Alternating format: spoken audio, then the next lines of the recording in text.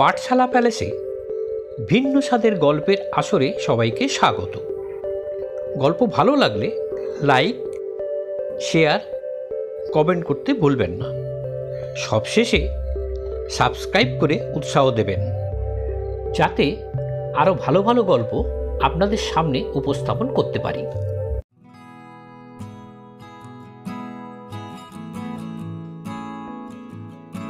ঘরের একপাশে মাদুরে বসিয়া একটি ছেলে কাগজ হাতে লইয়া কি যেন ভাবিতেছে, অন্য পাশে তাহার দিকে পিছন করিয়া আরাম কেদারার উপর হাত পা ছড়াইয়া তাহার মামা আধা ঘুমন্ত অবস্থায় বিশ্রাম করিতেছেন।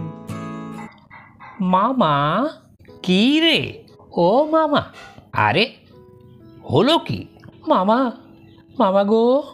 আরে কি হলো তাই বল না, খালি মামা মামা করতে লেগেছে। ও মামা গো, তাহলে কি হবে গো? এই তোর পিঠে ঘা দু চার পড়বে গো, আর কি হবে কি? না মামা, দেখো না এই কাগজে কি লিখেছে। কি আবার লিখবে? ওদের যা খুশি তাই লিখেছে, তোর তা নিয়ে চেঁচাবার দরকার কি? শোনো না একবার কি বলছে ওরা। আমেরিকার কোন বিখ্যাত মানমন্ত্রী হইতে সংবাদ আসিয়াছে যে ততস্ত্র দূরবীক্ষণ যন্ত্রে একটি ধূমকেতু দেখা গিয়াছে।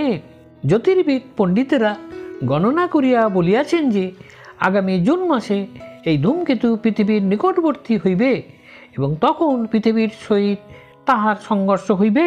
হবে তো হবে, তাতে চেঁচাবার কি হয়েছে? যদি ধূমকেতুর সঙ্গে ধাক্কা লাগে আর পৃথিবী চুরমার হয়ে ভেঙে যায়, তাহলে তো যা যা কাঁচের পুতুল কিনা অমনি চুরমার হয়ে ভেঙে যাবে।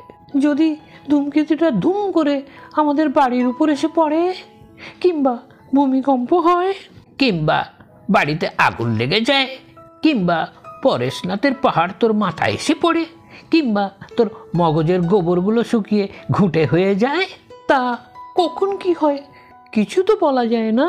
এই তো গোবিন্দরও তো মামা ছিল, সেই মামা তো গত বছর সর্দি গরমি হয়ে মরে গেল। মরেছে তো আপদ গেছে, তাতে হয়েছে কি?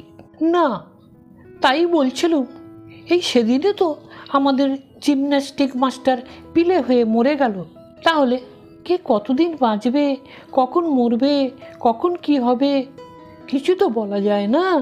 ওরে বাবা রে, এই যে একেবারে বৈরাগীর দাদা ঠাকুর হয়ে উঠল দেখি। দেখ, কান ধরে এমন থাপ্পড় লাগাবো, বা ব্রজলালের বাবা যদি 1 মাস আগে মরে যেত, তাহলে সে কি ব্রজলালকে সেদিন এমন চমৎকার সুন্দর প্রাইজ দিতে পারত?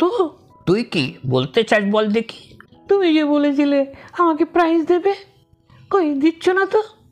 শেষটায় যদি সেই কথাটা সোজাসুজি একসময় বললেই হতো। তার জন্য ঘ্যাঙানি ঘঙানি করে আমার ঘুমটি নষ্ট করবার কি দরকার ছিল? যা, আজ বিকেলে প্রাইজ পাবি এখন।